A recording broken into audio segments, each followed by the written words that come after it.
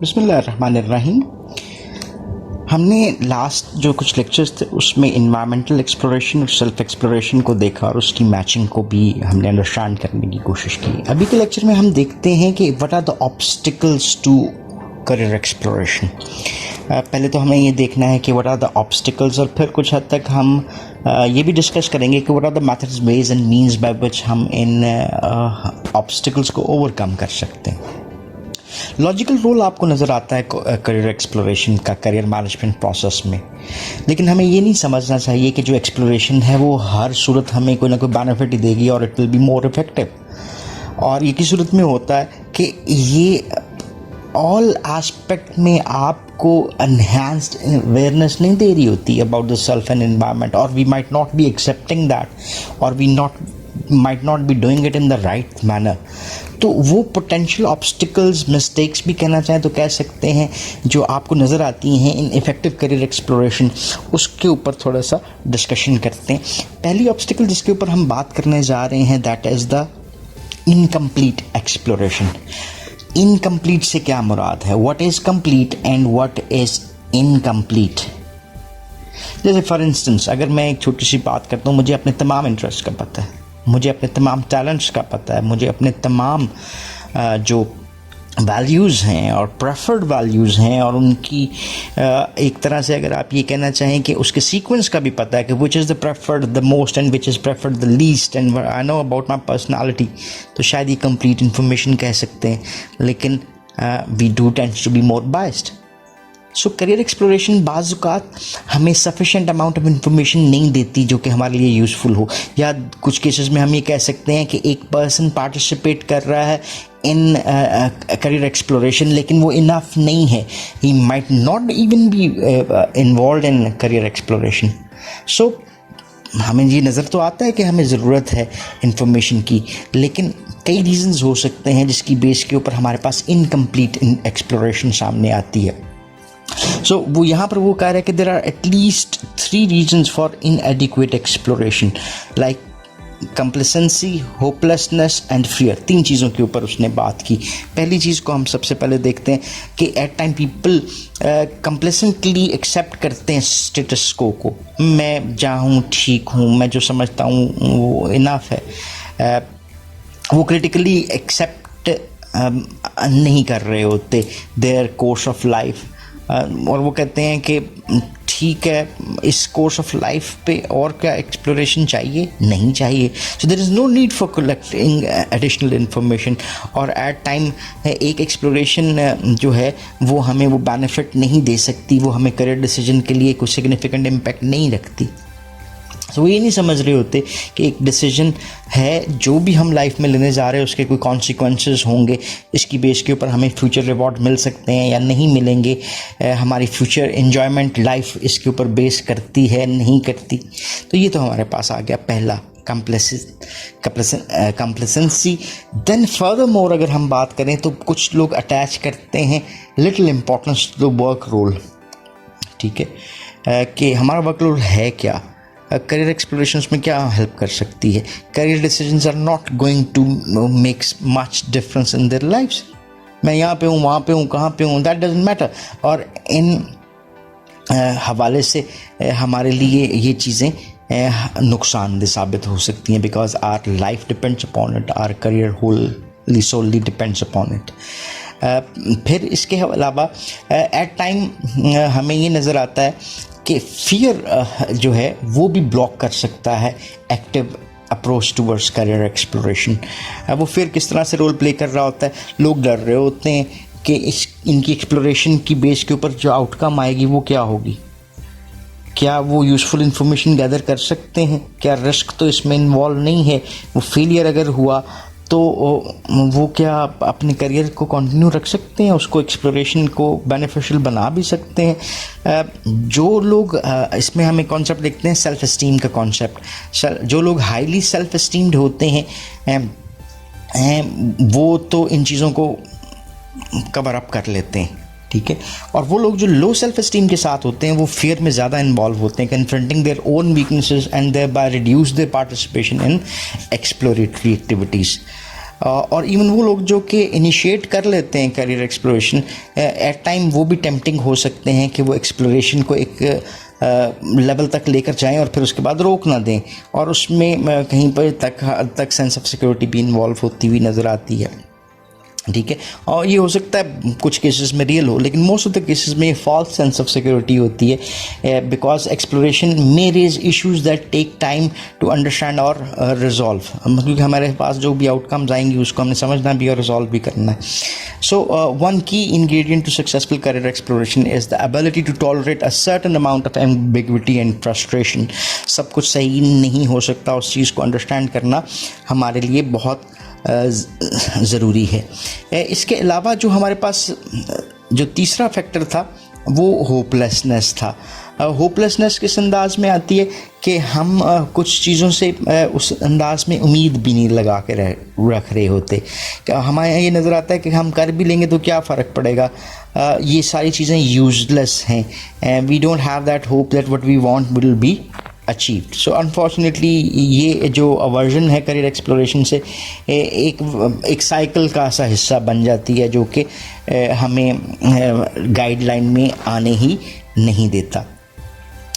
सो अगर हम कहते हैं इसके हवाले से, तो interaction with others more experience career planners can help the participants. So इसके अब रेमेडियल मेजर्स हम क्या ले सकते हैं? रेमेडियल मेजर्स में पहली चीज़ आती है, realise that many career related decisions can have a significant effect on the course of their lifes, decisions do matter.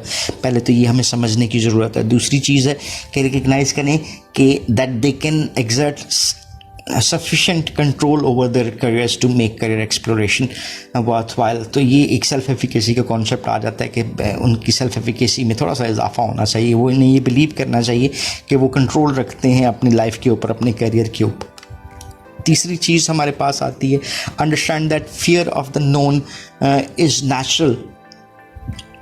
क्या सारी चीज़ें हमें अंधेरे से डर नहीं लगता, दूसरी चीज़ों से डर नहीं लगता? अगर हमारी होप्स पूरी ना हुई तो क्या होगा?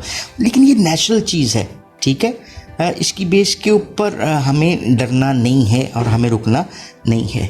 देन अब चलते हैं दूसरे फैक्टर के ऊपर, बात करते हैं कोस्ट एक्सप्लोरेशन। कोस्ट किसको कहते हैं? वो चीज़ें जो फोर्सफुल होती हैं। हमें एडिशनल इन्फॉर्मेशन चाहिए होती है अपनी ज़ात के बारे में, लेकिन coercion is not a useful stimulant to successful exploration.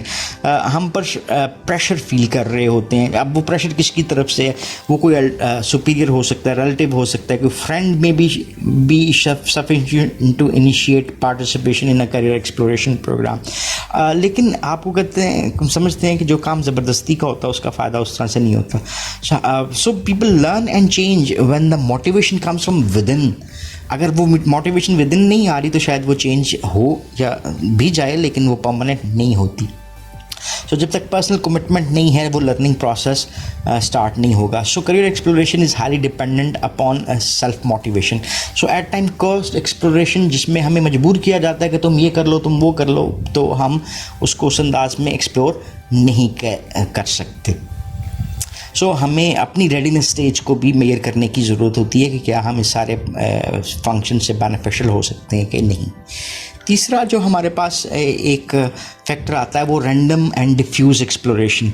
Random and diffuse exploration से क्या मुराद है? वो एक्सप्लोरेशन जो कि फोकस नहीं होती और that does not build on the results of prior exploration activities. जैसे हमने पहले लेक्चर्स में देखा था कि हमारे पास जो भी हमारी वैल्यूज़ हैं, वैल्यूज़ से इंटरेस्ट बनते हैं, इंटरेस्ट से हमारे टैलेंट्स डेवलप होते हुए नज़र आते हैं। ये चीज़ें एक दूसरे से इंटर रिलेट करती हैं। So at time effective exploration require करती है स्किल और प्रैक्टिस को भी, और हम प्रायर एक्सप्लोरेशन के ऊपर बाज़ औक़ात बेस नहीं करते अपनी अगली चीज़ों को, तो भी हमारे लिए रैंडम हम एक्सप्लोरेशन में इन्वॉल्व हो रहे हैं। डिफ्यूज़ड है जो कि सेंट्रलाइज नहीं है। सो कुछ इंस्ट्रक्शंस इस स्किल के हवाले से जो है वो क्या है कि आप सम इंस्ट्रक्शंस वो स्किल्स के हवाले से जो आप ले सकते हैं थ्रू क्लासेस, वर्कशॉप्स और वर्कबुक्स। जो हमने डिफरेंट मेथड्स एक्सप्लोरेशन के देखे थे उसको हम यूज़फुल अंदाज में कर सकते हैं। वर्कशॉप्स हमें मोर प्रोफेशनल बना सकती हैं, ठीक है। इसका ये मतलब नहीं है कि जो हम करियर एक्सप्लोरेशन करने जा रहे हैं वो हमारे पास कॉन्टिन्यूस पार्टिसिपेशन मांग रही है किसी ऐसे प्रोग्राम में, लेकिन सब initial information might help us to develop ourselves कि हम एक बेहतर एक्सप्लोरेशन कर सकें।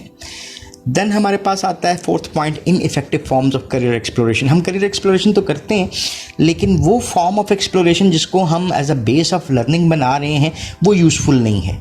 ठीक है, जो लोग कमिटेड होते हैं करियर एक्सप्लोरेशन के पास, उनके पास चॉइसेस आती हैं कि वो अपने बारे में इंफॉर्मेशन गैदर कर सकें। अब वो इन्फॉर्मेशन किससे ले रहे हैं? क्या वो किसी काउंसलर से ले रहे हैं, किसी फैमिली मेम्बर से ले रहे हैं, करियर डे सेमिनार्स अटेंड कर रहे हैं, पार्ट टाइम एम्प्लॉयमेंट से ले रहे हैं, कॉन्टैक्ट प्रोफेशनल ऑर्गेनाइजेशंस कर रहे हैं, या pursue some other activities in combination? ये मैटर करता है।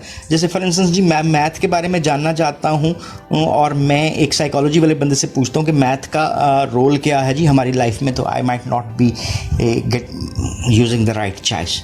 सो इस हवाले से अगर हम बात करें तो आपके पास what are the remedial measures, तो आपको ये अंदाज़ा होना चाहिए कि जो पार्टिकुलर एक्टिविटीज़ हैं आपकी वो इन्फॉर्मेशन के मुताबिक होनी चाहिए, और जो आपका रिसोर्सेज हैं वो रेलेवेंट होने चाहिए, एक्सपीरियंस्ड होने चाहिए, तो आप बेटर इन्फॉर्मेशन गैदर कर सकते हैं। देन हमारे पास है जी फिफ्थ पॉइंट आता है, that is termed as defensive self exploration.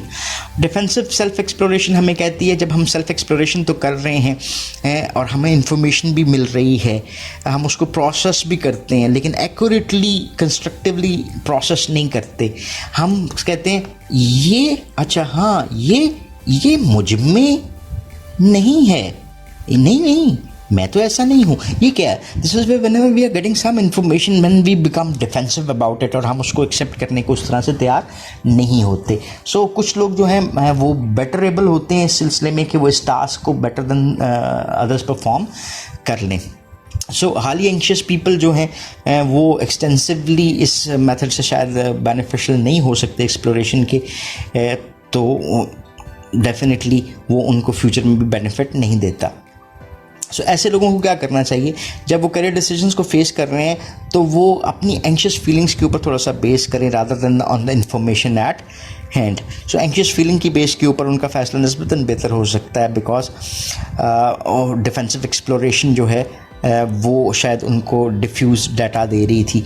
So therefore people who are anxious about themselves और देयर करियर्स में react defensively to threatening self-related information, may ignore, distort or misinterpret some of the information and may generally not use career exploration effectively.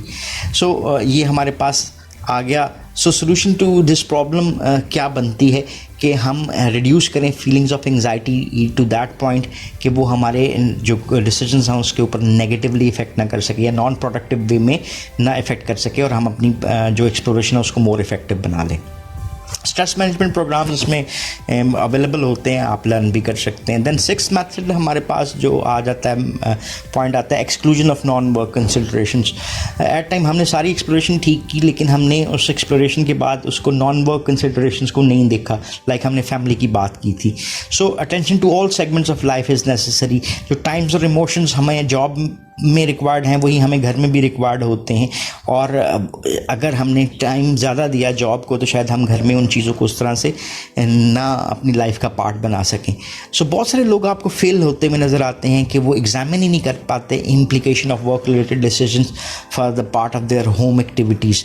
So occupations choose कर लिए जाते हैं, jobs ले ली जाती हैं, promotion को एक्सेप्ट कर लिया जाता है without consideration of the consequences कि उनकी लाइफ के ऊपर क्या इम्पेक्ट आ रहा है। Work, family, community, layer, religious, all needs to be examined and incorporated into career planning programs.